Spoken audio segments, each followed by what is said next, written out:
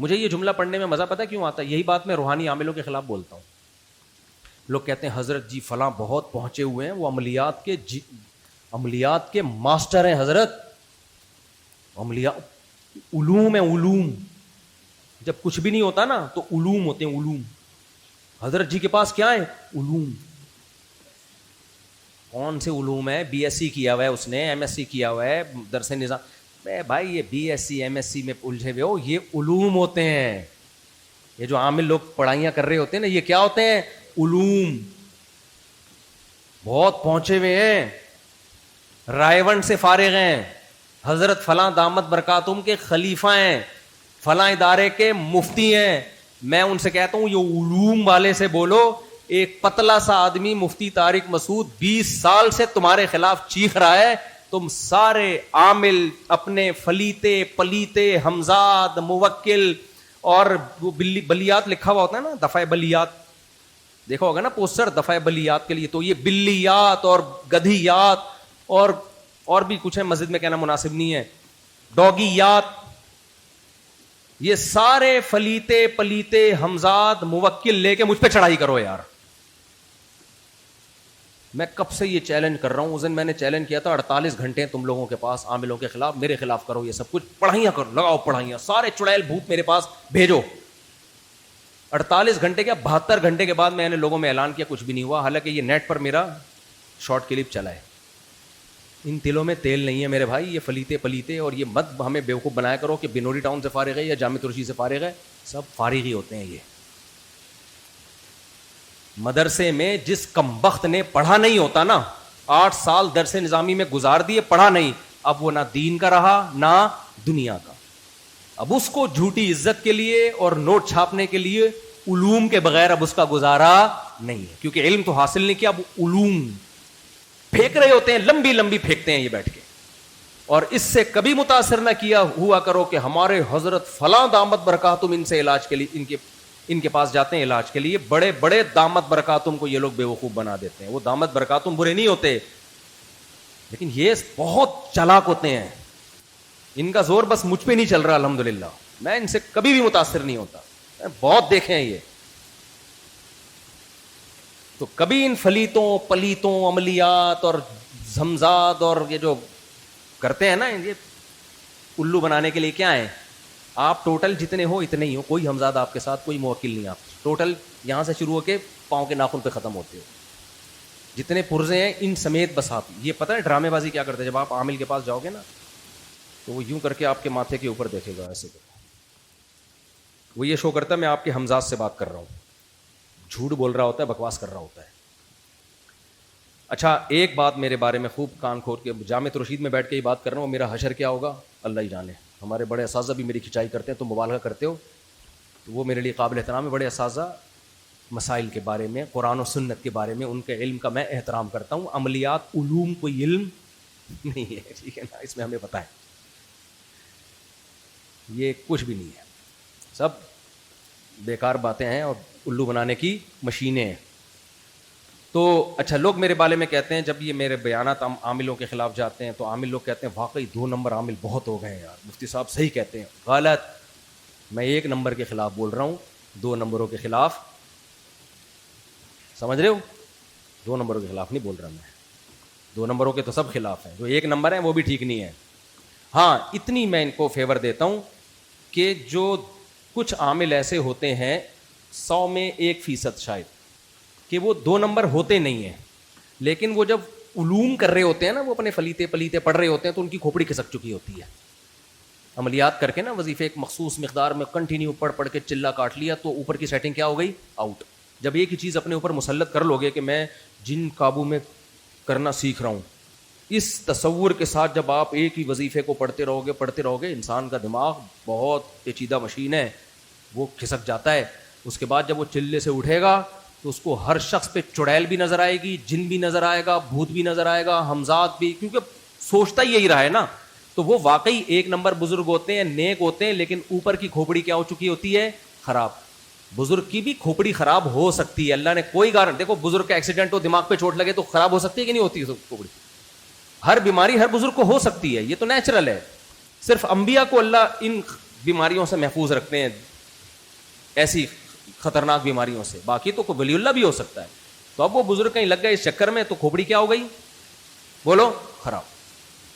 حضرت مولانا یوسف الجہانوی شہید رحمۃ اللہ علیہ کو فالج ہو گیا تھا, کسی نے مشہور کر دیا ان پہ جادو ہے, فلاں عامل نے سے علاج کروایا. حضرت گئے, ہمارے مفتی رشید احمد صاحب نے بلا کے بہت حضرت کو سمجھایا, آپ پہ کوئی جادو وادو نہیں ہے, آپ اپنی عمر دیکھو, اس عمر میں فالج ہوتا ہے بھائی.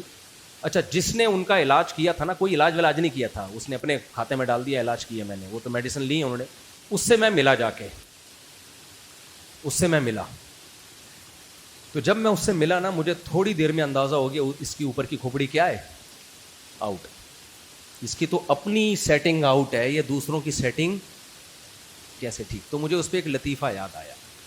ایک آدمی کی آنکھوں میں اعوراar تھا, بھینگا پن, اس کو ایک کے دو نظر آتے تھے. کسی خاتون کو شرارت سوجی, اس نے اس خاتون نے اس کو کہہ دیا تمہاری آنکھیں تو فلاں فلم کے ہیرو کی طرح ہیں, بڑی خوبصورت آنکھیں, فلاں فلم کے ہیرو سے ملتی ہیں. اب یہ خوش فہمی میں مبتلا ہو گیا. اس نے کیا کیا, اپنے ایک دوست کو بولا میری آنکھوں میں آنکھیں ڈال کے دیکھ کہ یہ فلاں ہیرو سے ملتی ہیں کہ نہیں ملتی. اس نے کافی دیر دیکھ کے کہا کہ یہ تو آپس میں نہیں ملتی بھائی.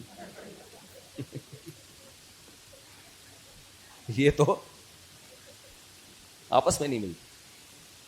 تو جس کی کھوپڑی میرے بھائی میچ ہی نہ کرتی ہو ایک نارمل کھوپڑی سے, وہ دوسروں کی کھوپڑیاں کیسے ٹھیک کرے گا, وہ کہاں لوگوں کا علاج کرے گا.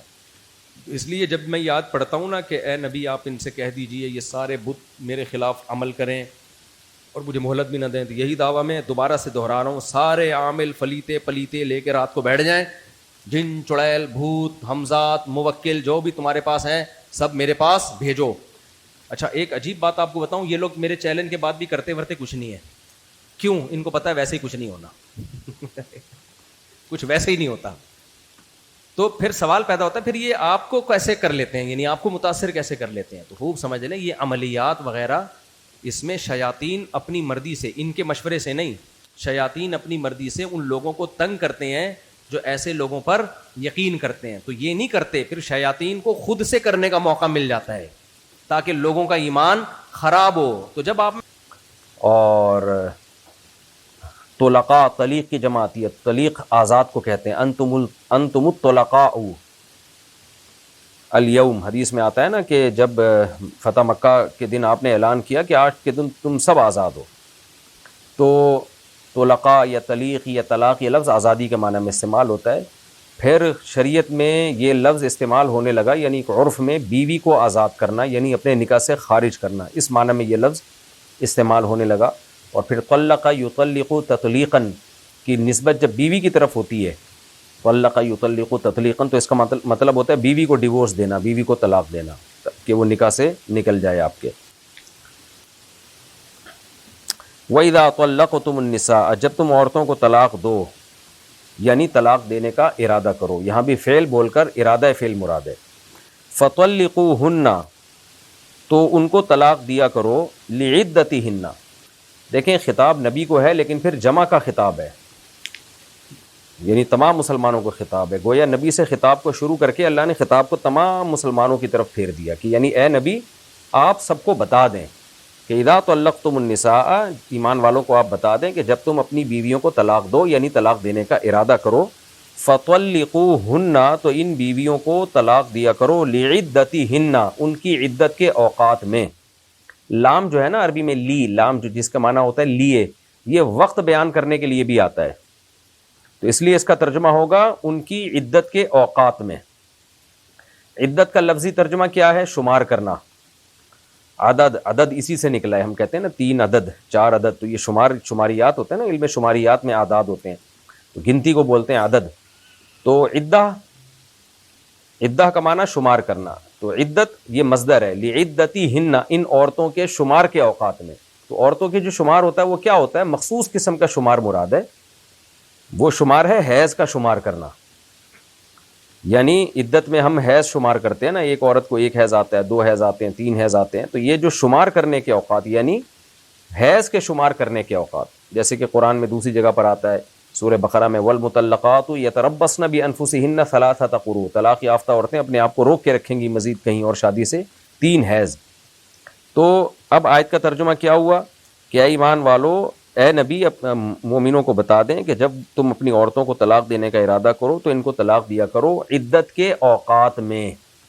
اب عدت کے اوقات کا کیا مطلب ہے؟ عدت کے اوقات ناپے جاتے ہیں حیض سے۔ امام شافعی کے نزدیک 3 طہر ہیں، یعنی 3 پاکی کے ایام، اور احناف اور حنابلہ کے نزدیک 3 حیض ہیں۔ تو کیا مطلب؟ عدت کے اوقات میں، یعنی عدت کا ٹائم جب شروع ہونے لگے تو ان اوقات میں دیا کرو۔ حدیث میں اس کی تفصیل ہے، قرآن کی یہ آیت میں تھوڑا سا ابہام ہے، تو حدیث نے ہمیں اس کی تفصیل بیان کی ہے۔ صحیح مسلم کی حدیث ہے اور مصنف ابن ابی شیبہ میں صحابہ کرام کے صحیح سند کے ساتھ اقوال ہیں، اور ان پر کسی کا اختلاف نہیں ہے۔ وہ کیا ہے؟ وہ یہ ہے کہ جب عورت کے عدت کے ایام شروع ہوتے ہیں تو عدت کے ایام امام شافعی کے نزدیک شروع ہوتے ہیں طہر سے، یعنی حیض جب ختم ہوا تو پاکی کے ایام شروع ہو گئے، تو وہ کہتے ہیں پاکی کے ایام شروع ہوتے ہی آپ ایک طلاق دیں، اور پھر ان کو پھر دوسرے ایام جب پاکی کے شروع ہوں تو دوسری طلاق دیں، تیسرے ایام جب پاکی کے تیسرے شروع ہو تیسرے مہینے میں تو تیسری طلاق دیں۔ اور احناف کے نزدیک عدت چونکہ حیض سے ہوتی ہے 3 حیض کاؤنٹ کرنے پڑتے ہیں۔ امام شافعی کہتے ہیں 3 پاکی کے ایام جب گزریں گے، وہ بھی تقریباً 3 مہینے کا ٹائم ہوگا، اور احناف اور حنابلہ کہتے ہیں کہ 3 حیض کے ایام، تو اب حیض شروع ہونے سے پہلے آپ طلاق دیں گے۔ یعنی احناف کے نزدیک لقبول عدتہن، یہاں قبول کا لفظ محذوف ہے، عدت کے شروع ہونے کے وقت۔ تو آسان ترجمہ کرتا ہوں، بہت یعنی عوام کے لیے تھوڑا گرامر کی ڈیپ میں جا کے کسی چیز کو سمجھنا مشکل ہوتا ہے۔ تو آسان ترجمہ کیا ہے کہ لام کے بعد یہاں قبول کا لفظ محذوف ہے۔ قبول کہتے ہیں استقبال، جب کوئی چیز شروع ہونے والی ہو، اسٹارٹ ہونے والی ہو۔ تو اللہ نے فرمایا کہ تم ان عورتوں کو طلاق دیا کرو لقبول عدتہن، ان کی عدت کے اوقات جب شروع ہونے والے ہوں، تو عدت کی اوقات جب شروع ہونے والے ہوں تو ان میں طلاق دیا کرو۔ تو عدت کے اوقات شروع ہوتے ہیں حیض سے، یعنی حیض جب شروع ہونے والا ہو تو پھر اس سے پہلے دیا کرو طلاق، یعنی حیض کے وقت میں نہ دیا کرو، حیض شروع ہونے سے پہلے دیا کرو، اور دوسری طلاق دوسرا حیض شروع ہونے سے پہلے، تیسری طلاق تیسرا حیض شروع ہونے سے پہلے، یہ مطلب ہوگا اس کا۔ اور امام شافعی کے نزدیک جب حیض گزر جائے، پاکی کے ایام شروع ہوں تو اس وقت دیا کرو، تو رزلٹ دونوں کی نظر میں ایک ہی نکلے گا۔ یعنی خلاصہ اس آیت کا یہ ہے کہ پاکی کے ایام میں جب حیض شروع نہ ہوا ہو اس وقت طلاق دیا کرو، حیض میں مت طلاق دیا کرو۔ اور حدیث سے ہمیں اس آیت کی تفسیر میں پتہ چلتا ہے کہ اللہ نے جو کہا کہ عدت کے اوقات میں دیا کرو، تو عدت کے اوقات میں تقسیم کر کے دیا کرو، کیونکہ عدت کے اوقات میں ہی جب طلاق جب عدت کے اوقات میں کامل طور پہ جبھی ہوگی جب ڈیوائیڈ کر کے ہو، پوری عدت کے بیچ میں طلاق ہو۔ ایسا نہ ہو کہ اکٹھی 3 طلاقیں ایک ہی طہر میں تم نے دے دی ہیں، تو یہ بھی مت کیا کرو۔ تو یہ 2 باتیں تو ہمیں اس آیت سے پتہ چلیں کہ جب بیوی کو طلاق دی جائے گی 2 چیزوں کا خیال کیا جائے گا جو اس آیت سے پتہ چل رہا ہے۔ نمبر 1، 2 حیض کے درمیان کا جو ایریا ہے جس کو پاکی کے ایام کہا جاتا ہے، اس پاکی کے ایام میں طلاق دی جائے گی۔ نمبر 2، اس ایام میں بھی صرف 1 طلاق دی جائے گی۔ 3 طلاقیں اگر کسی نے دینی ہے تو 3 پاکی کے ایام میں ڈیوائیڈ کر کے دی جائیں گی۔ یہ تو ہمیں قرآن سے پتہ چلا، اور کچھ چیزیں ہمیں صحیح حدیثوں سے پتہ چلی ہیں اور اس پر بھی علماء کا اتفاق ہے۔ وہ کیا ہے کہ طہر میں بھی اس طہر میں طلاق دینا منع ہے جس طہر میں بیوی سے آپ نے ہم بستری کر لی ہو۔ بیوی سے اگر ہم بستری کر لی ہے تو اس میں بھی طلاق دینا منع ہے۔ تو اگرچہ یہ تفسیر سے اس کا تعلق ہے، لیکن میں ترجمے میں آپ کو اس لیے بتا رہا ہوں تاکہ ترجمہ علی وجہ البصیرہ آپ کو سمجھ میں آئے، پھر آگے تفسیر میں انشاءاللہ اس کی ڈیٹیل بیان کروں گا۔ اب دوبارہ ہم آسان ترجمہ کرتے ہیں۔ اے نبی، آپ ایمان والوں سے کہہ دیں اذا طلقتم النساء، جب تم اپنی بیویوں کو طلاق دیا کرو، فطلقوہن لعدتہن، تو عدت کے اوقات میں تقسیم کر کے طلاق دیا کرو۔ یہ ترجمہ یاد کر لیں، عدت کے اوقات میں تقسیم کر کے طلاق دیا کرو، یہ آسان ترجمہ ہو جائے گا اس کا، یعنی پاکی کے ایام میں طلاق دیا کرو اور وہ بھی ڈیوائیڈ کر کے۔ وَأَحْصُوا الْعِدَّةَ، اور پھر عدت کو شمار بھی کرو۔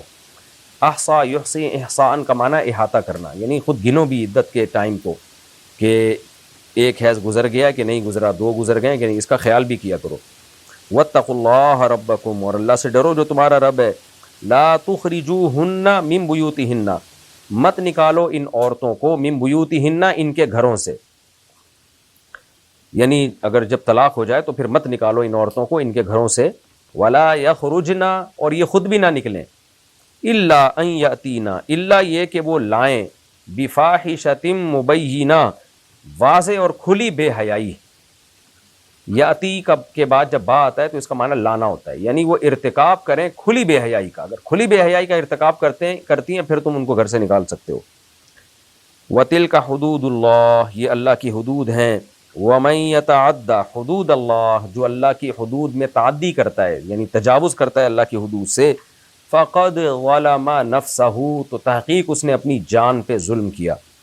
لا تدری لعل اللہ، اے مخاطب تو جانتا نہیں ہے، لا تدری تو جانتا نہیں ہے، لعل اللہ شاید کہ اللہ تعالی، یحدث بعد ذالک پیدا کر دے اس طلاق کے بعد، احدث یحدث احداثن کا معنی پیدا کرنا، پیدا کر دے اس طلاق کے بعد امرن کوئی معاملہ، یعنی ہو سکتا ہے اللہ طلاق کے بعد میاں بیوی میں صلح کی کوئی صورت پیدا کر دے۔ فَإِذَا بَلَغْنَا، پس جب وہ پہنچ جائیں یعنی وہ عورتیں پہنچ جائیں، أَجَلَهُنَّ اپنے وقت متعین کو، یعنی عدت پوری ہونے کے وقت کو پہنچ جائیں، تو مراد یہ ہے کہ اس وقت کے قریب پہنچ جائیں، کیونکہ عدت جب پوری ہو جائے گی تو پھر رجوع کا حق نہیں ہے۔ عدت کے قریب ہونے کے وقت جب وہ پہنچ جائیں، فَأَمْسِكُوهُنَّ تو روک لو ان کو، امسک یمسک امساکن کا معنی روک لو ان کو، بِمَعْرُوفٍ بھلے طریقے کے ساتھ، عزت کے ساتھ، او یا پھر فارقوہن جدائی اختیار کر لو ان سے، فارق یفارق مفارقتن جدائی اختیار کر لو ان سے، بمعروف عمدہ طریقے سے، واشہدوا اور گواہ بناؤ، کس پر گواہ بناؤ؟ اگر رجوع کر رہے ہو تو رجوع پر بھی، اور اگر رجوع نہیں کر رہے تو رجوع نہیں کرنے پر بھی گواہ بناؤ، ذوی عدل منکم، ذو کہتے ہیں والا اور ذا بھی والا، ذوی دو کو کہتے ہیں، ذوی عدل دو عادل گواہوں کو، منکم جو تم میں سے ہوں یعنی مسلمانوں میں سے دو عادل گواہ، کافر اس پہ گواہ نہیں بن سکتا، تو مسلم میں سے جو دو عادل گواہ ہوں ان کو اس پر گواہ بھی بنا لیا کرو۔ وَأَقِيمُوا الشَّهَادَةَ لِلَّهِ، اور شہادت کو قائم رکھو اللہ کے لیے، یعنی گواہوں کو بھی حکم دیا جا رہا ہے کہ وہ شہادت بھی سیدھی رکھو، اگر کوئی تمہیں شہادت کے لیے بلاتا ہے تو گواہی دیا کرو۔ ذالکم، یہ جتنے احکام ہم نے دیے ہیں اوپر سے لے کے اب تک، یہ وہ احکام ہیں یوعظ بہ جن کے ذریعے نصیحت کی جا رہی ہے، من کان یؤمن باللہ والیوم الآخر، ہر اس شخص کو جو اللہ پر اور آخرت پر ایمان رکھتا ہے، یہ ان کے لیے حکام ہے۔ ومن یتق اللہ، اور جو اللہ سے ڈرتا ہے، یجعل لہ مخرجا، اللہ بنا دیتا ہے اس کے لیے مصیبت سے نکلنے کا راستہ۔ مخرج کہتے ہیں خروج کی جگہ، خروج نکلنا، تو یہاں مراد کیا ہے؟ نکلنے کی جگہ، یعنی پریشانی سے بچنے کی جگہ، مصیبت سے نکلنے کی جگہ۔ وَيَرْزُقُهُ، اور اللہ عطا کرتا ہے اس کو، مِنْ حَيْثُ لَا يَحْتَسِبْ، وہاں سے جہاں سے اس کو کا گمان بھی نہیں ہوتا، لا يحتسب جہاں سے وہ سوچ بھی نہیں سکتا۔ احتساب حسیبہ یحسبو کا معنی ہوتا ہے نا گمان کرنا۔ وَمَن يَتَوَکَّلْ عَلَى اللَّهِ، اور جو اعتماد کرتا ہے اللہ تعالیٰ پر، فَهُوَ حَسْبُهُ، تو وہ اللہ اس کے لیے کافی ہے۔ ان اللہ، بے شک اللہ تعالیٰ، بالغ امرہ، اپنے معاملے کو پہنچا کے چھوڑتا ہے، پورا کر کے چھوڑتا ہے۔ بلغ یبلغ بلوغاً کا معنی پہنچنا، تو امرہ اپنے کام کو پہنچنا، یعنی اللہ اپنے کام کو پہنچ کے رہتا ہے۔ کیا مطلب؟ اللہ جس چیز کا فیصلہ کر لے اس کو کر کے چھوڑتا ہے۔ قد جعل اللہ، تحقیق بنا دیا ہے اللہ نے، لکل شیء، ہر چیز کے لیے، قدرن ایک اندازہ، ایک ٹائم اللہ نے ہر چیز کا ایک اندازہ رکھا ہوا ہے، لیکن جب وہ ٹائم پورا ہوتا ہے تو اللہ کام کر کے چھوڑتا ہے۔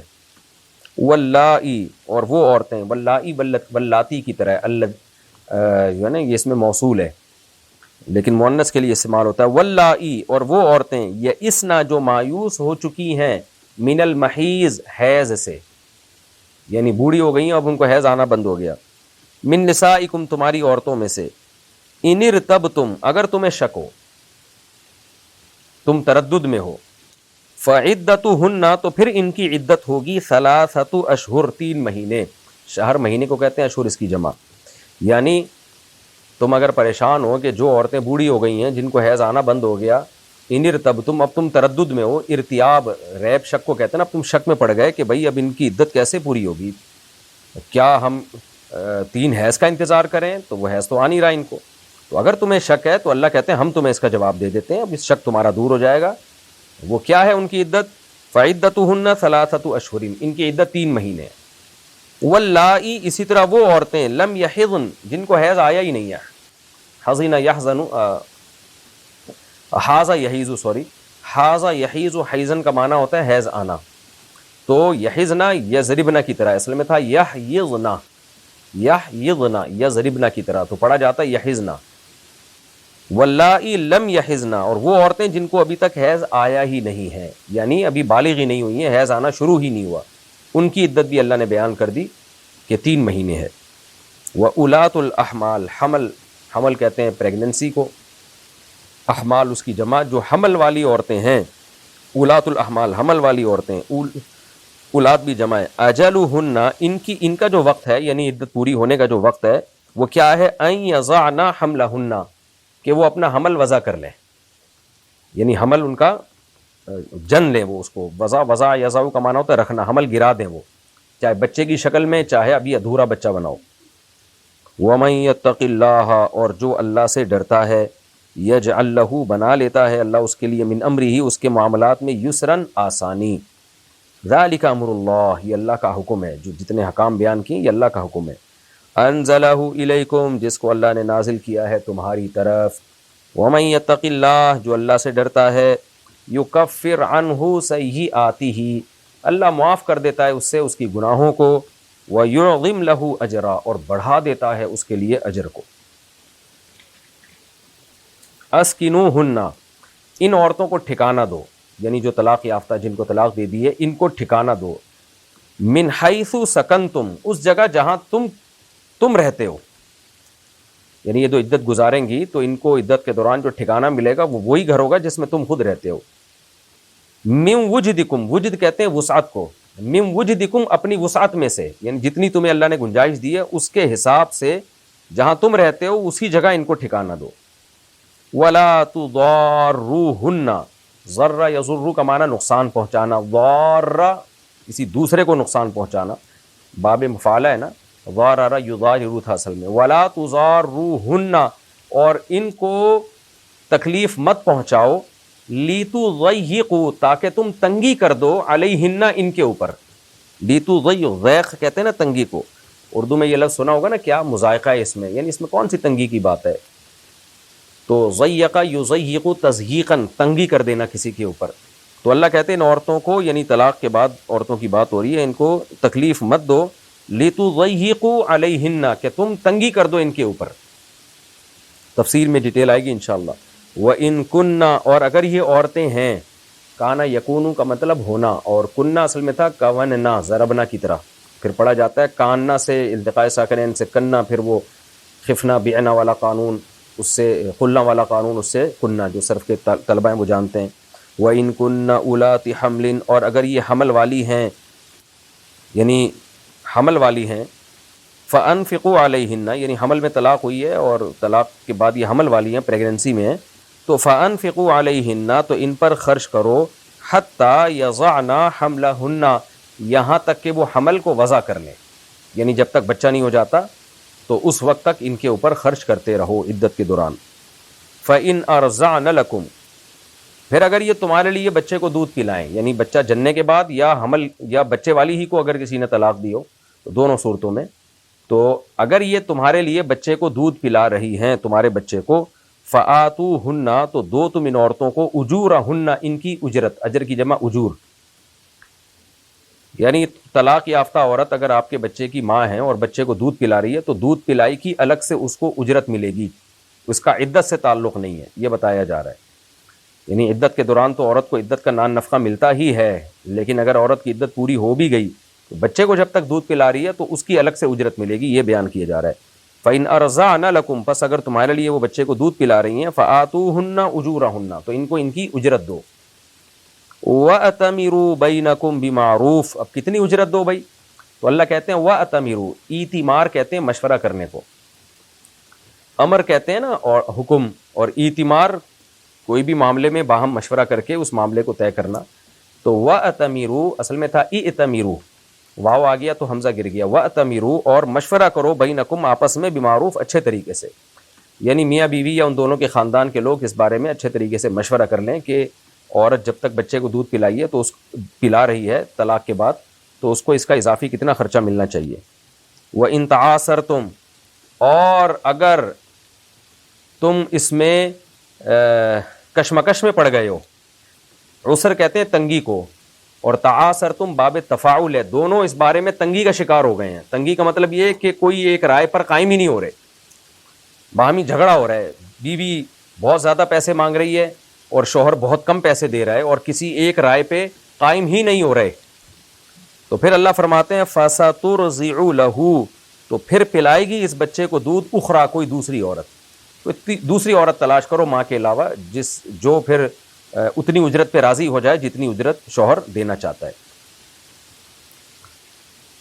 لِيُنْفِقْ ذُو سَعَةٍ مِّن سَعَتِهِ, تاکہ خرچ کرے گنجائش والا من سعته اپنی گنجائش سے, یعنی تاکہ کسی پر اس کی آمدن سے یا اس کی حیثیت سے زیادہ بوجھ نہ آئے. تو لِيُنْفِقْ چاہیے کہ خرچ کرے, سوری آیت کا ترجمہ میں نے تاکہ سے کر دیا, تاکہ نہیں, لِيُنْفِقْ چاہیے کہ خرچ کرے, ذو ساعتن گنجائش والا, ساعہ کہتے ہیں گنجائش کو, وسع یسع, حدیث میں ہے نا وَمْ وَجَدَ سَاعَةً لِأَنْ يُضَحِّي, جو قربانی کی ساعت پاتا ہے یعنی گنجائش پاتا ہے پھر بھی قربانی نہ کرے تو عیدگاہ میں نہ آئے, تو ساعہ گنجائش کو, وسعت اسی سے نکلا ہے.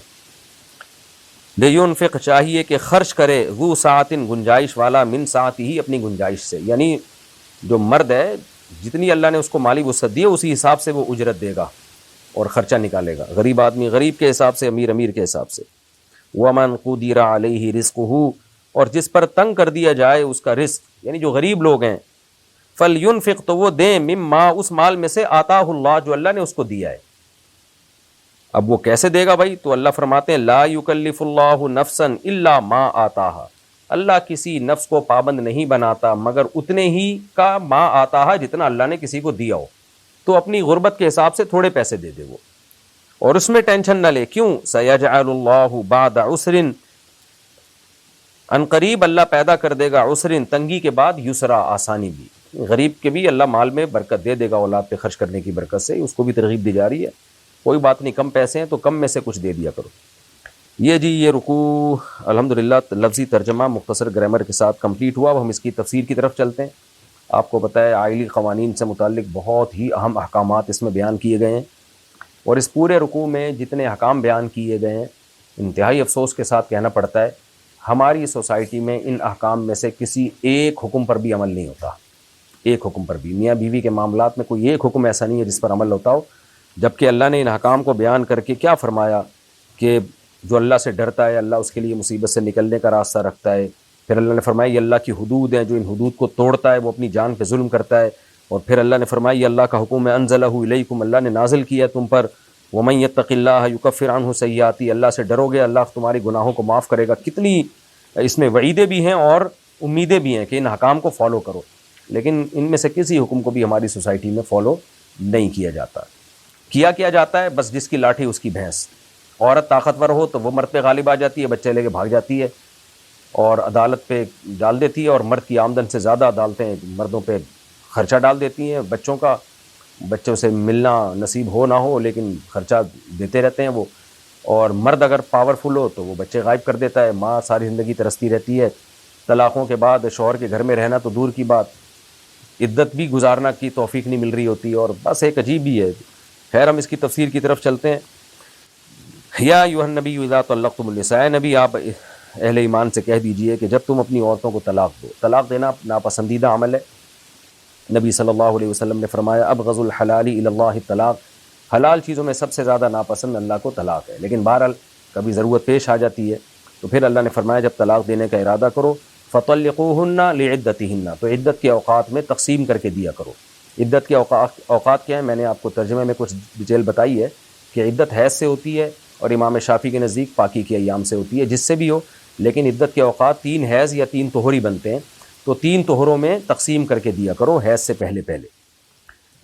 تو اگر کوئی یعنی 3 قسمیں ہیں طلاق کی, یہ پوری بحث میں بیان کر چکا ہوں لیکچر نمبر 100 سے لے کے 107 تک, جو تفسیر کے میرے لیکچر چل رہے ہیں نا. تو سورہ بقرہ میں الطلاق مرتان والی آیت میں آپ جائیں گے, اس کی پوری تفصیل وہاں بھی آپ کو ملے گی, اور اس میں قرآن و سنت سے دلائل بہت دی ہیں 3 طلاق کے واقع ہونے پر. اور ہمارے جو اہل حدیث بھائی کہتے ہیں کہ 3 ایک ہوتی ہیں, اس دعوے کے غلط ہونے پر بہت مفصل بحث ہے. وہ آپ لیکچر نمبر 100 سے لے کے 107 تک آپ دیکھ سکتے ہیں. وہ انشاءاللہ بہت مدلل بحث ہے, وہ کام آئے گی آپ کے. تو اللہ نے فرمایا کہ عدت کے اوقات میں تقسیم کر کے دیا کرو. طلاق کی 3 قسمیں. ایک طلاق ہے بدعی، غلط طلاق، ناجائز طلاق. وہ طلاق کیا ہے کہ یا تو آپ حالت حیض میں طلاق دیں، بے شک ایک طلاق دیں، وہ بھی ناجائز ہے، صحیح مسلم میں اس کو حرام قرار دیا اور قرآن سے بھی پتہ چلتا ہے. دوسرا کیا طریقہ ہے ناجائز طلاق کا کہ آپ نے پاکی کے ایام میں طلاق دی لیکن بیوی سے ہم بستری کرنے کے بعد، یہ بھی ناجائز ہے. اور تیسرا کیا ہے کہ آپ نے پاکی کے ایام میں طلاق دی لیکن ایک سے زیادہ طلاق ہے. تو یہ تینوں طریقے طلاق کے ناجائز اور حرام ہیں. کہ یہ جو بعض لوگ کہتے ہیں نا اکٹھی 3 طلاقیں حرام ہیں، صرف اکٹھی 3 حرام نہیں ہیں. پاکی کے ایام میں آپ نے ایک طلاق آج دی، ایک ہفتے کے بعد دی، ایک ہفتے کے بعد دی، تو بھی غلط ہے، ناجائز ہے. یہ بدعی طلاق کہلاتی ہے. البتہ امام شافعی کے نزدیک یہ ناجائز نہیں ہے، یعنی اکٹھی 3 طلاقیں دینا، لیکن خلاف اولا ہے. تو وہ ان احکام کو جو ہے استحباب پر معمول کرتے ہیں، لیکن اس بارے میں جمہور کا جو مذہب ہے، احناف کا، حنابلہ کا، مالکیہ کا، وہ دلیل کے لحاظ سے زیادہ قوی ہے. کیونکہ محمود ابن لبید کی صحیح حدیث ہے کہ نبی کی مجلس میں ایک اطلاع ملی کسی شخص کے بارے میں کہ اس نے اکٹھی 3 طلاقیں دی ہیں.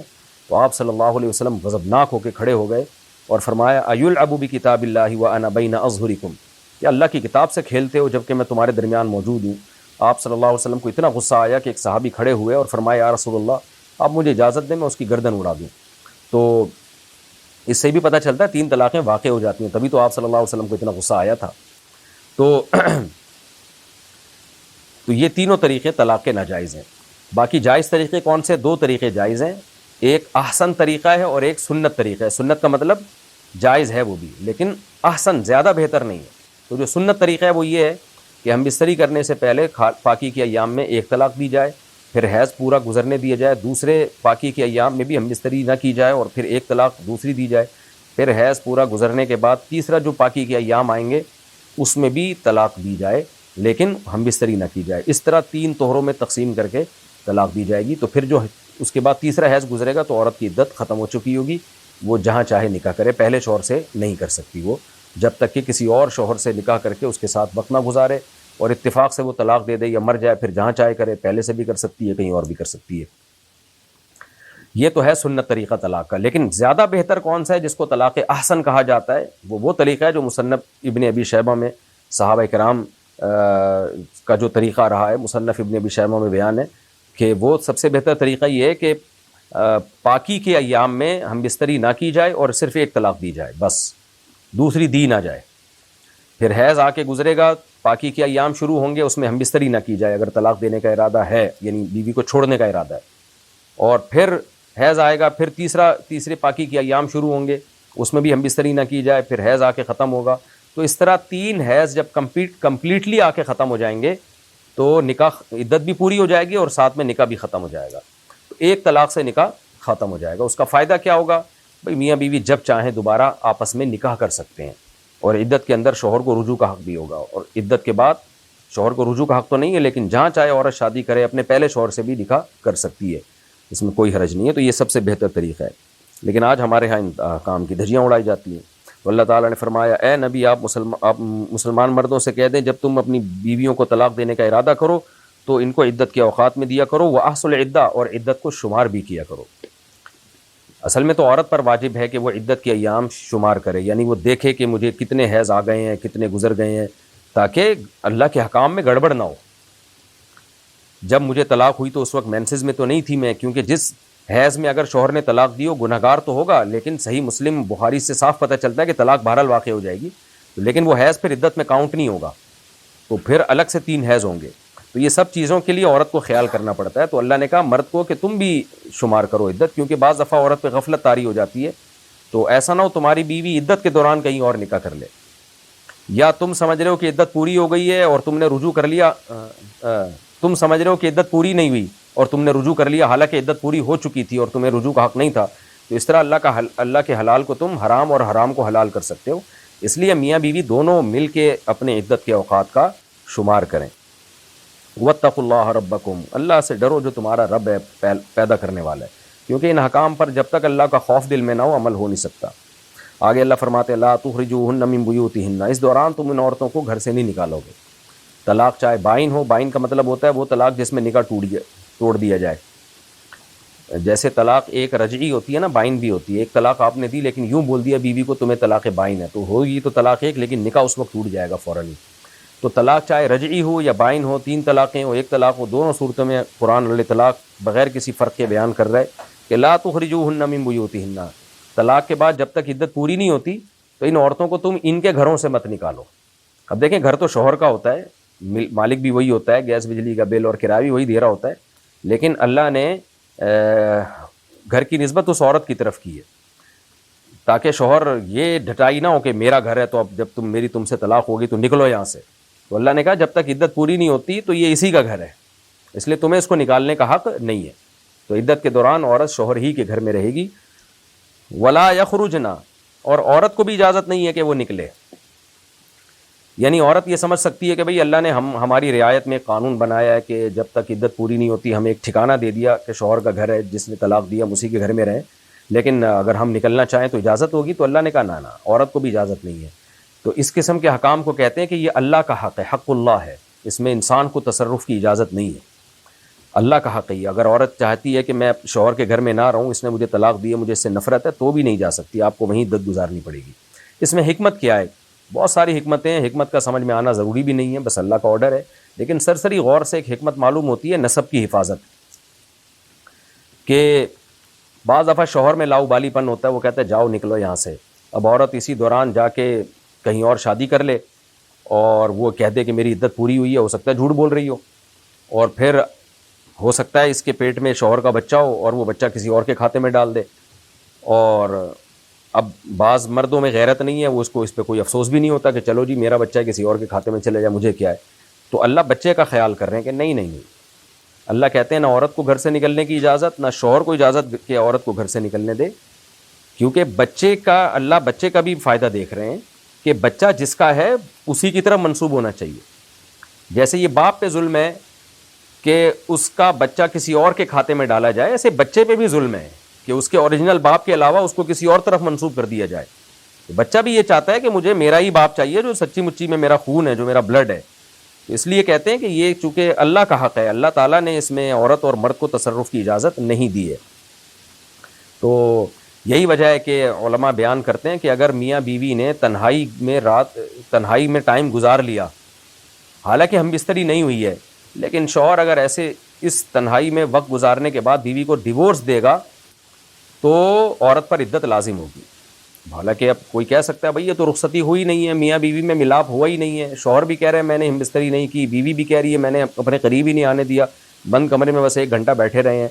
لیکن وہاں بھی فقہا یہ حکمت بیان کرتے ہیں بھئی عدت اس لیے گزارنی پڑے گی کہ شوہر اور میاں بیوی دونوں کے حق میں تو دونوں کی گواہی مانی جائے گی، بچے کے حق میں تھوڑی مانی جائے گی۔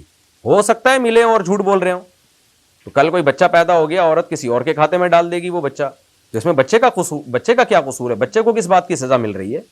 تو اس لیے اللہ نے کہا کہ ٹھیک ہے تم یہ کہتے ہو کہ نہیں ملے تو ٹھیک ہے، تمہاری حد تک ہم تمہاری بات کو مانیں گے، لیکن اس بات کا امکان تو ہے نا مل گئے ہو، تو اگر وہ عمل ٹھہر گیا تو اس بچے کا کیا قصور ہے؟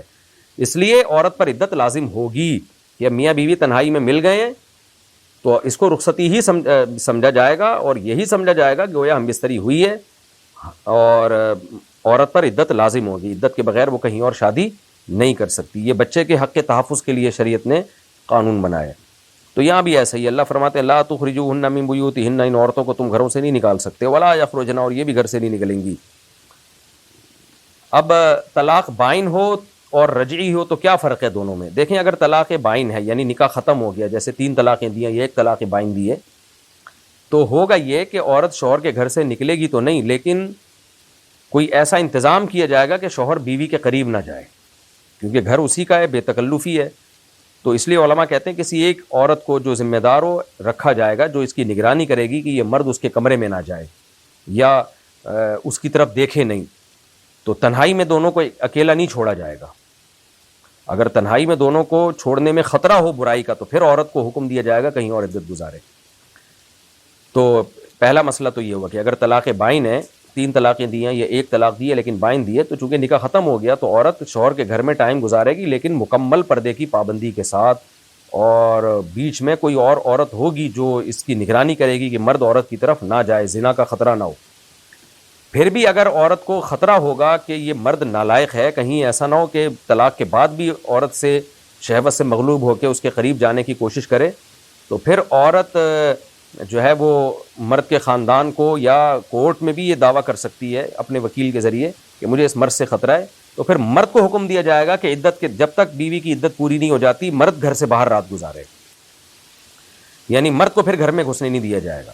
تو اگر یعنی طلاق کے بعد عورت کو خطرہ ہے نا کہ میاں مجھ سے دوبارہ ہم بستری نہ کر لے، تو پھر مرد کو حکم دیا جائے گا کہ وہ ان 3 مہینوں میں گھر میں داخل نہ ہو، عورت کو نہیں نکالا جائے گا۔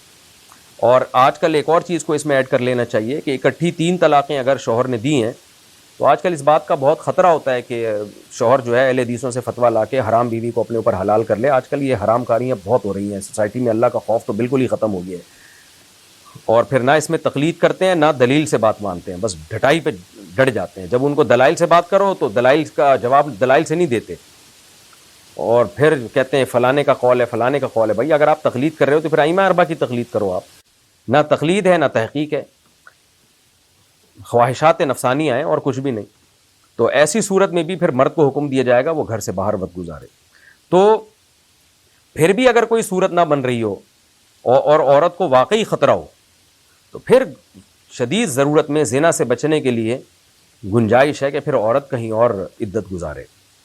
یعنی یہ خطرہ ہونا کہ شوہر فتویٰ لا کے 3 طلاقوں کا اہل حدیثوں سے فتویٰ لا کے بیوی کو حلال کر لے گا اپنے اوپر، یہ آج کل بہت خطرات ہوتے ہیں۔ اس لیے آج کل جب کوئی 3 طلاقیں دیتا ہے اور شوہر دیندار نہ ہو تو پھر اکثر مفتیان کرام کو میں نے یہی دیکھا ہے وہ عورت کو یہی فتویٰ دیتے ہیں کہ بھئی آپ عدت اپنے ماں باپ کے گھر گزار لیں، یہاں نہ گزاریں، کیونکہ وہ رشتہ دار بھی جوڑ پیدا کر کے بٹھا دیں گے، اور ادھر ادھر فتوے آج کل ہر طرح سے ہر قسم کا فتویٰ مل جاتا ہے آپ کو مارکیٹ میں۔ ہر آدمی قرآن و سنت کے نام پہ ایک مجتہد بنا ہوا ہے، محقق بنا ہوا ہے۔ صحابہ، تابعین، ائمہ مجتہدین کو تو فالو کرنا چھوڑ دیا لوگوں نے۔ آج ہی ایک کلپ سامنے آیا، وہ صاحب کہہ رہے ہیں کہ یہ حج جو ہے نا یہ حج ہے ہی نہیں جو آج کل مولوی لوگ جس طرح سے حج کرا رہے ہیں، اور قرآن کی آیتوں کا ایسا انہوں نے ترجمے غلط کیے ہیں کہ اللہ کی پناہ الامان والحفیظ۔ اقبال کہا کرتے تھے نا، اقبال کا شعر ہے یہ، پتہ نہیں کسی اور شاعر کا، کہ ہر شاخ پہ الو بیٹھا ہے انجام گلستاں کیا ہوگا۔ ہر شخص اسکالر بنا ہوا ہے، مجتہد بنا ہوا ہے۔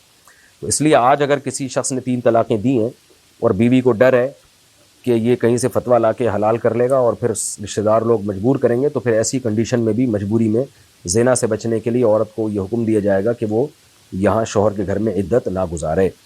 خلاصہ یہی ہے کہ ہر صورت میں عورت کو شوہر کے گھر میں ہی عدت گزارنی ہے۔ شوہر سے خطرہ ہو تو شوہر کو کہا جائے گا وہ 3 مہینے گھر سے باہر گزارے، اور اگر پھر بھی خطرہ ہو بدکاری کا، دونوں میں زنا کا، تو پھر ایسی شدید مجبوری میں عورت گھر سے باہر یعنی اپنے ماں باپ کے گھر عدت گزار سکتی ہے۔ بعض دفعہ یہ بھی ہوتا ہے کہ دیور ہوتے ہیں، شوہر ملک سے باہر ہوتا ہے، تو دیوروں سے بدکاری کا خطرہ ہو جاتا ہے۔ بہرحال بدکاری ایسی چیز ہے جس کی شریعت میں اجازت نہیں ہے، تو بدکاری کی صورت میں عورت عدت گھر سے باہر ہی ہر صورت میں گزارے گی، یعنی گھر سے باہر سے مراد اپنے ماں باپ کے گھر میں۔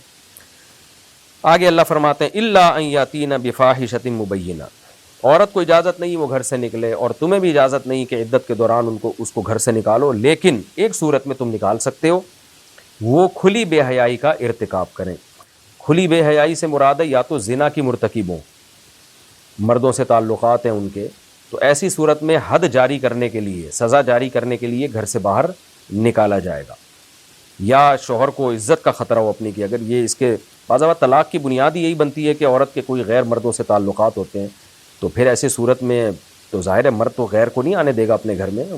اور یہ آج جب ہم یہ آیتیں پڑھتے تھے ہمیں حیرانگی ہوتی تھی کبھی دنیا میں ایسا ہو بھی سکتا ہے، لیکن آج مغربی دنیا میں ایسے واقعات سامنے آ رہے ہوتے ہیں کہ شادی ہے اور بیوی کھلے عام زنا کر رہی ہوتی ہے، لیکن مرد کچھ بگاڑ نہیں سکتا اس کا۔ اللہ کی پناہ، اللہ ہم سب کو ایسے عذاب سے پناہ میں رکھے۔ اور بعض نے اس کی یہ بھی تفسیر کی ہے کہ بہت زیادہ بد زبان ہو، یہ چوریاں چکاریاں کرتی ہوں، مرد کو خطرہ یہ ہے کہ گھر کا سارا ہی سامان عدت کے دوران ختم نہ کر دے، کیونکہ اب طلاق ہو گئی ہے، اب زیادہ خطرہ ہو جاتا ہے اس کو کہ بھئی ایسا نہ ہو کہ یہ یعنی کوئی بہت بڑے ضرر کا خطرہ بیوی سے نہ ہو، جس میں بہت زیادہ بد زبانی بھی ہے، کہ اتنا زیادہ بد کلامی بد زبانی ہے کہ مرد کا خیال یہ ہے کہ اس دوران یہ ناقابل برداشت اذیت اور تکلیف پہنچے گی۔ تو نارمل حکم یہی ہے کہ شوہر کے گھر میں اگر کوئی بہت شدید مجبوری ہو تو پھر عدت کہیں اور گزارے گی، لیکن نان نفقہ بہرحال شوہر کو دینا پڑے گا عدت کے دوران، وہ معاف نہیں ہوگا۔ آگے اللہ فرماتے ہیں وَتِلْكَ حُدُودُ اللَّهِ، یہ اللہ کی حدود ہیں۔ کون سی اللہ کی حدود ہیں؟ طلاق کا جو شرعی طریقہ بتایا اس سے ہٹ کے طلاق نہ دیا کرو۔ نمبر 2، عدت کے دوران عورت کو گھر سے نہ نکالو اور نہ وہ خود گھر سے نکلے۔ تو یہ اللہ کی حدود ہیں. آگے اللہ فرماتے ہیں جو اللہ کی حدود سے تجاوز کرتا ہے, توڑتا ہے اللہ کی حدود کو, فقد ظلم نفسہ, تو تحقیق اس نے اپنی جان پہ خود ہی ظلم کیا. یعنی اکٹھی 3 طلاقیں دے دیتا ہے یا حالت حیض میں طلاق دے دیتا ہے تو وہ اپنی جان پر خود ظلم کرتا ہے. حدیث میں اس کی یہی تفسیر ہمیں ملتی ہے, اور لیکچر نمبر 100 سے لے کے 107 تک آپ جا کے دیکھ سکتے ہیں, اس میں ان احادیث کے ریفرنسز موجود ہیں. لا تدری لعل اللہ یحدث بعد ذلک امرا, تمہیں معلوم نہیں شاید اللہ اس کے بعد کوئی صلح کی صورت پیدا کر دے. یعنی اللہ نے 2 حکام دیے, اکٹھی 3 طلاقیں مت دو, حیض میں طلاق مت دو, اور عدت کے بعد طلاق کے بعد گھر سے باہر مت نکالو. تو ان تینوں حکام کی اللہ حکمت بیان کر رہے ہیں. ہو سکتا ہے اللہ جوڑ کی کوئی صورت پیدا کر دے, یعنی 1 طلاق تم نے دی یا 2 طلاقیں دی, اب عورت تمہارے گھر میں ہی رہے گی تو کمپرومائز کا امکان زیادہ ہے, کیونکہ اگر گھر سے طلاق کے بعد باہر نکال دیا جائے نا 1 یا 2 طلاقوں کے بعد, تو رشتہ دار بیچ میں پڑ کے غیرت کا مسئلہ بنا لیتے ہیں, نفرت پھیلتی ہے, اس عورت کو ورغلانے والے بہت ہوتے ہیں, تو پھر وہ پکی طلاقی ہو جاتی ہے, بالکل منہ ہی نہیں دیکھتے ایک دوسرے کا. اور یہ تو صبح شام ہم دیکھ رہے ہیں, آج کل ایسا ہی ہو رہا ہے. لڑکی کا باپ آتا ہے اپنی بیٹی کو گھر لے جاتا ہے, وہاں سے تڑیاں, سالوں کی تڑیاں, اور یہ تڑیاں, تو وہ معاملہ بگڑ جاتا ہے. تو اللہ کہتے ہیں اگر تمہارے منہ سے ایک